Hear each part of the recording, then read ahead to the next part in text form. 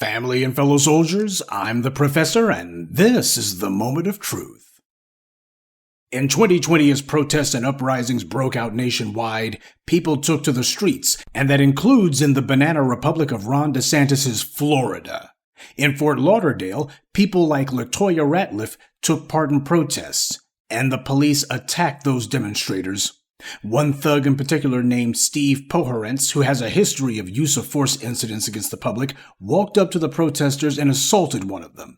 Clearly, he's the point man for when the Fort Lauderdale PD wants to attack protesters, and then when the protesters defend themselves, the police can claim, things got out of hand, so we had to use tear gas, etc. This bastard Poherentz shoved a black woman who was kneeling on the ground. The demonstrators allegedly threw water bottles in retaliation. Yeah, you heard me right. Water bottles. Not bricks or rocks or even glass bottles, but plastic bottles. And those plastic bottles of water were apparently so life-threatening that the criminals in the Fort Lauderdale PD opened fire with rubber bullets. Well, it makes sense that the police would be scared of water. Most of those pigs haven't had a bath since forever. But just to show that their intent was lethal, the thugs in blue fired rubber bullets directly into the faces of the protesters. Now, there have been tons of these incidents that have happened over the decades, and everybody in the police departments and sheriff's departments know that you cannot and must not fire so-called non-lethal rounds or non-lethal projectiles at people's faces, because they do fire at near the speed of a bullet. But that's the entire reason that they do it. Miss Ratliff was struck in the eye with one of those projectiles, wounding her grievously. It all but put her eye out. She was maimed by this animal Ramos, and she today is having to deal with permanent injuries. Now, this creep was carrying out the directives given to him by the racists who run that cesspool, and since this is moron DeSantis' Florida, the local pig patrol declared that the attempted murder of LaToya Ratliff was justified. The interim police chief was feeling his oats, and he said that this attempted murderer had been exonerated. Now, the word exonerated typically applies only to a trial jury, and this mindless thug Ramos was exonerated, quote-unquote, by the very police department who had him carry out his crime in the first place. That's not exoneration. The police investigate themselves and find that they had no wrongdoing, not exactly convincing, but it's not meant to be. This was all a racial message from the white supremacists in Florida. Since the racists know better than to try to attack protesters with their cars, it's up to the thugs in blue now who have been forced to do their own dirty work.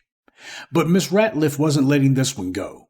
Last year, she initiated a lawsuit in federal court against Ramos, as she should because that bastard intentionally maimed her. She also named the city of Fort Lauderdale, the Fort Lauderdale Police Department, and several other officers in her lawsuit.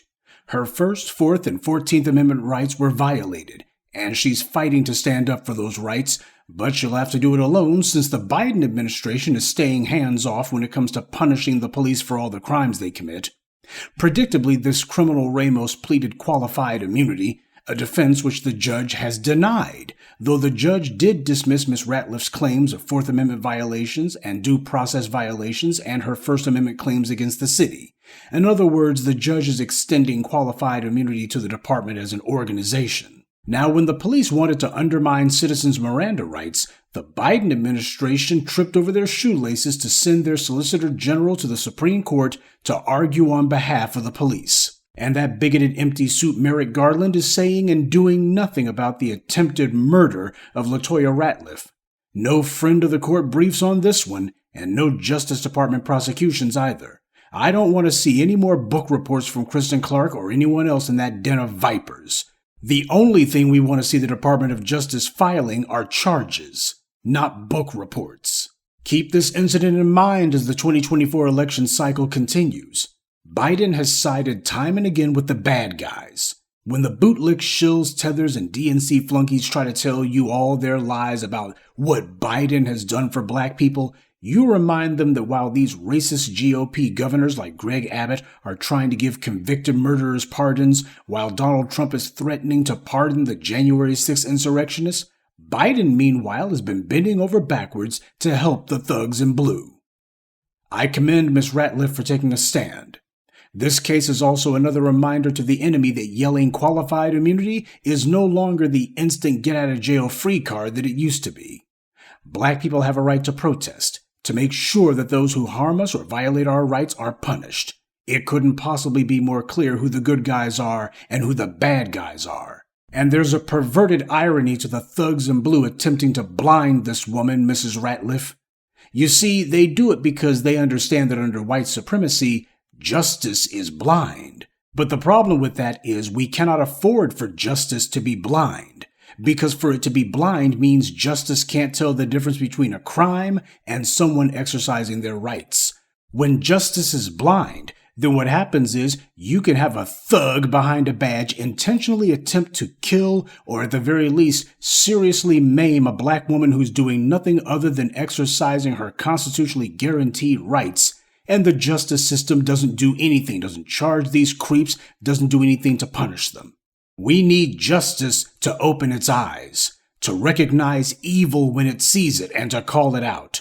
A justice system that is blind is not a justice system at all, because it cannot recognize evil or illegality when it's staring them in the face. Our goal cannot and will not be merely to exact our pound of flesh from these criminals, but it must be to see them in a cage, serving very, very long sentences.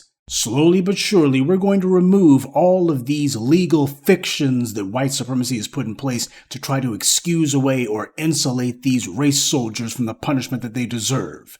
Will the black grassroots don't forget. These degenerates owe a debt for the crimes that they've committed, and we're not going to charge any less for the wait. Good day, and be one. I'd like to take a moment to mention some of our contributors. Moshe Ben Abraham, Sherman Marshall, Wesley Monroe, David Duncan, and Sean. Salute to them and thank you to everyone for listening, liking, and sharing this message. Black empowerment only exists because of you.